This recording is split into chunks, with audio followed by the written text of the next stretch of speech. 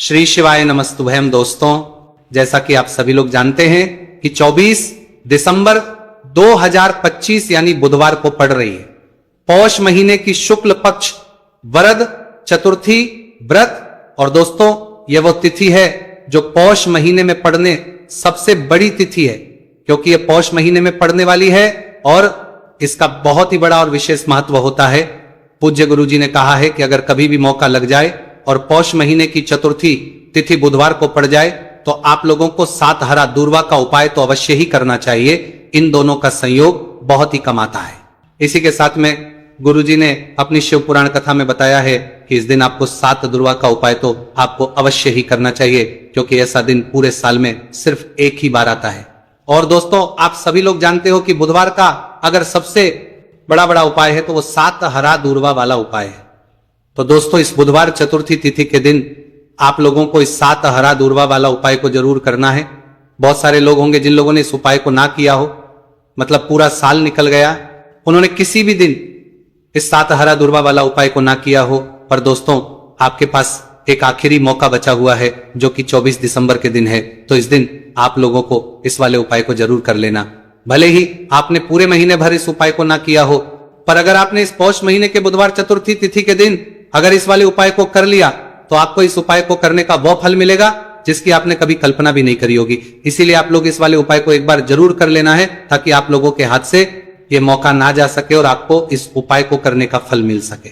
दोस्तों, ये उपाय पंडित जी ने अपनी अभी ही शिव महापुराण की कथा में बताया है, जिस उपाय को आज हम आपको बहुत अच्छे से समझाने वाले हैं। इस वीडियो को देखने के बाद इस उपाय को समझने के लिए आपको कोई और वीडियो को देखने की जरूरत नहीं पड़ेगी। तो चलिए दोस्तों, उपाय को शुरू करते हैं।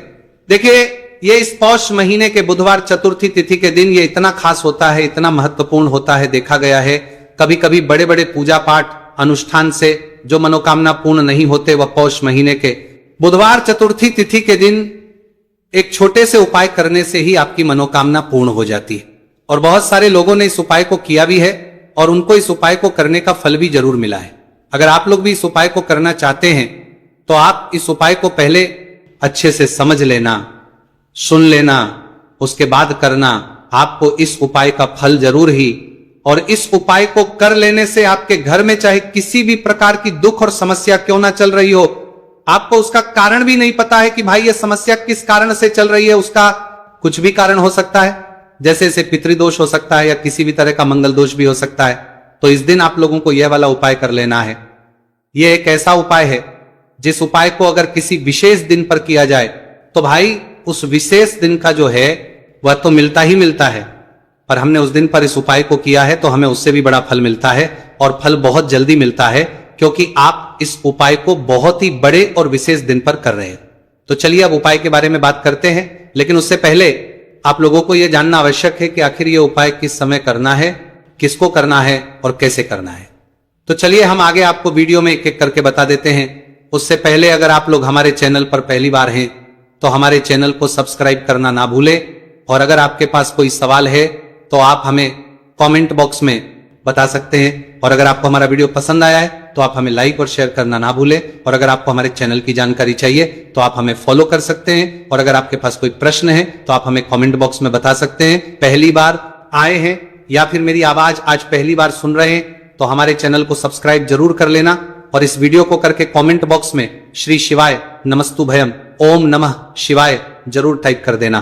तो दोस्तों, इस 7 दूर्वा वाला उपाय को हमें इस बुधवार चतुर्थी तिथि के दिन कैसे करना है, किसको करना है, किस समय करना है और कहां पर करना है, ये सारे सवालों के जवाब आपको इस वीडियो में मिल जाएंगे।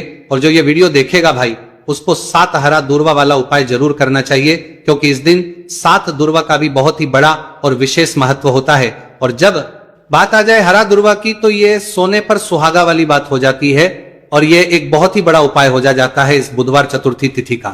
तो अब दोस्तों, इस 7 हरा दूर्वा वाला उपाय को आखिर करना किसको है, सबसे पहले हम लोग वो बात जान लेते हैं। तो देखो, घर की जो बड़ी माताएं बहनें होती हैं, उन माताओं बहनों में से कोई भी एक बड़ी माता बहन इस वाले उपाय को कर सकती है।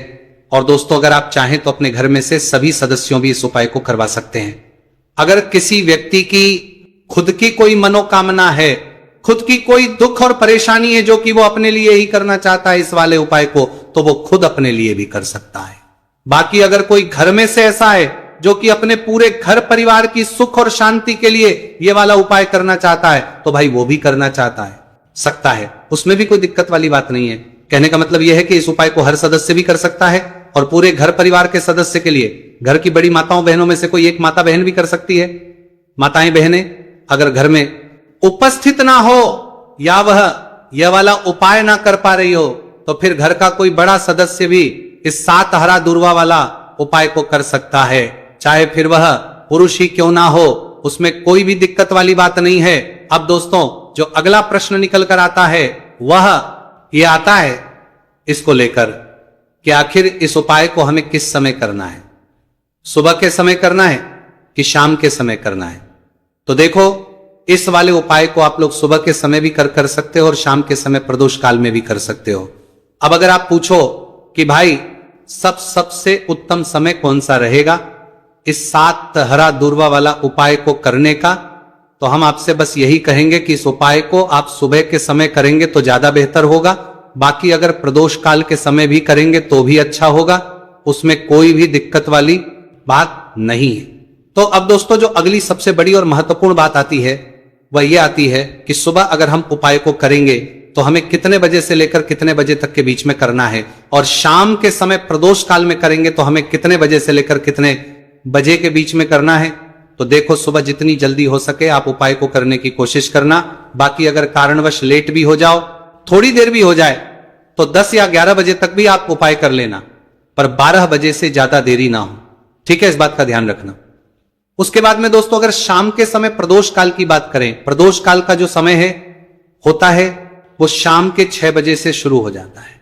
मतलब शाम के 6 बजे से लेकर शाम के 6 बजे से रात के 8 बजे के बीच का जो समय होता है, यह समय प्रदोष काल का समय होता है। तो इस उपाय को 7 या 8 बजे के बीच में भी कर सकते हो। मैं आप कभी भी इस वाले उपाय को कर सकते हो, उसमें कोई भी दिक्कत वाली बात नहीं है। तो पौष का महीना ही है जो आपको धन, दौलत, पुण्य दोनों ही देने वाला है। पौष के महीने में तुलसी का पूजन करके, श्री हरि विष्णु से जुड़े हुए कुछ उपाय करके आप अपने जीवन की निर्धनता, धन से जुड़ी समस्याएं, कर्जे से जुड़ी समस्याओं को हमेशा के लिए दूर कर सकते हैं। यह वही महीना है जिस माह में भगवान विष्णु योग निद्रा से जागते हैं। भगवान विष्णु को तुलसी अति प्रिय है, इसलिए उनकी पूजा में भी विशेष रूप से हम तुलसी का उपयोग करते हैं। और बिना तुलसी दल के, बिना तुलसी मैया के श्री हरि विष्णु की पूजा और उनका भोग दोनों ही अधूरे होते हैं। इसीलिए पौष के महीने में ऐसा उपाय आपको बताने वाले हैं जिसे करने से श्री हरि विष्णु की असीम कृपा आपको मिलेगी और मां तुलसी से ऐसा आशीर्वाद मिलेगा। जीवन का हर दुख, हर कष्ट, गरीबी, निर्धनता, कर्जे से जुड़ी समस्याएं, सब कुछ ही आपके जीवन से दूर हो जाएगा और सुख, समृद्धि, धन, वैभव, ऐश्वर्य सब कुछ आपको अपने जीवन में आसानी से मिलने लगेगा। तो चलिए बात कर लेते हैं कि कौन सा उपाय है, तुलसी के पौधे में कौन सी चीज आपको रखनी है और इस उपाय को किस समय करना है। देखिए, सबसे पहले तो आपको बता दें कि अगर आपके घर में तुलसी का पौधा नहीं है तो पौष के महीने में एक तुलसी का पौधा अपने घर में लाकर जरूर लगाएं, क्योंकि पौष के महीने में जो लोग अपने घर में तुलसी जी का पौधा लाकर लगाते हैं, मां तुलसी का पूजन करते हैं, कभी भी मां तुलसी उनके घर में निर्धनता नहीं रुकने देती। हमेशा उनके घर में धन की वृद्धि होती है, धन की वर्षा होती है। तो जरूर से तुलसी का पौधा आप पौष के महीने में अपने घर जरूर लेकर आए और अच्छे से आपको मां तुलसी का पूजन करना है, मां तुलसी के पौधे की देखभाल करनी है। और वह कौन चीज है जो आपको तुलसी के पौधे में पौष के महीने 24 दिसंबर बुधवार चतुर्थी तिथि में रखना है, और कैसे ये चीज रखते ही रातों रात आपके जीवन में चमत्कार होगा और आपके भाग्य का भी आपको साथ मिलेगा।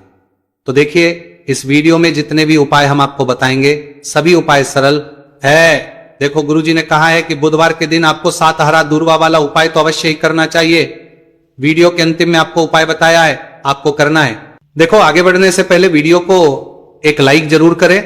देखो, सबसे पहला उपाय, यदि आपके जीवन में कर्जा बहुत अधिक है, आपके जीवन में संकट बहुत अधिक रहते हैं, आपके ऊपर बहुत अधिक विपदा आ रही है, बार बार आपको अपने व्यापार में और अपने धन में हानि देखने को मिल रही है, यानी कि आपको प्रत्येक कार्य में हानि हो रही है, तो आपको यह उपाय करना चाहिए। इस उपाय को करने के लिए आपको दो चीजों की आवश्यकता होगी। सबसे पहले है, आप जानते हो, जो कि भगवान गणेश जी को समर्पित होती है, तो आपको वह हरा दूर्वा की आवश्यकता होगी। साथ ही में एक लोटा जल की आवश्यकता होगी। और आप जब भी उपाय को करें, जिस दिन भी आपको करें, तो आपको प्रातः कल सुबह सुबह ही सुबह वह करना है। इस बात का विशेष रूप से आपको ध्यान रखना है, ठीक है। तो आपको एक हरा दूर्वा लेनी है। अगर आधा हरा दूर्वा भी मिल जाती है तो भी कोई दिक्कत नहीं है, बस आपको हरा दूर्वा है। अगर ज्यादा ना मिले तो उस स्थान पर एक हरा दूर्वा भी ले सकते हैं। हरा दूर्वा आपको आसानी से कहानी पर भी मिल जाएगी। बस याद रखिएगा, शुद्ध दूर्वा, और मतलब उसे शुद्ध करके ही उपयोग में लीजिएगा, है ना। तो आपको करना क्या है, एक हरा दूर्वा या एक से ज्यादा भी हरा दूर्वा आप लोग ले सकते हैं। तो एक हरा दूर्वा अपनी ले लीजिए। एक हरा दूर्वा के साथ में आप एक लोटा जल ले लीजिए, और इन दोनों ही चीजों को लेकर शिवाजी के मंदिर पहुंच जाइए। जी के मंदिर पहुंचकर सबसे पहले आप शिवाजी के पास में बैठ जाइए।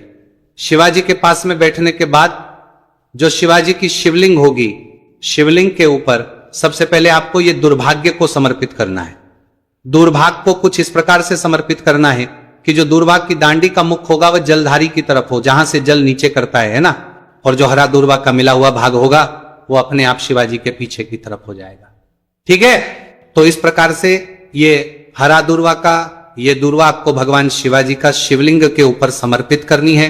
और जो एक लोटा जल आप अपने साथ लेकर आए हैं, इसी दूर के ऊपर भगवान शिव जी के शिवलिंग के ऊपर एक धारा से आपको समर्पित कर देना है, ठीक है। अब यहां पर देखने बात यह है कि यह उपाय इस व्यक्ति को करना है जिस व्यक्ति की नौकरी नहीं लग रही हो, जो व्यक्ति परीक्षा में पास होना चाहता हो, तो इस व्यक्ति को अपने हाथों से इस उपाय करना है, तभी उपाय कम करेगा, ठीक है। उपाय को करने के बाद आपको 3 महीने उपाय आपको कब तक करना है, जब तक कि आपकी नौकरी ना जाए। जब तक आप इस उपाय को नियम के साथ करो, आपकी नौकरी जरूर लगेगी। अब बात करते हैं दूसरे उपाय के बारे में। तो देखिए, दूसरे उपाय जो है, देखिए, इस उपाय के लिए आपको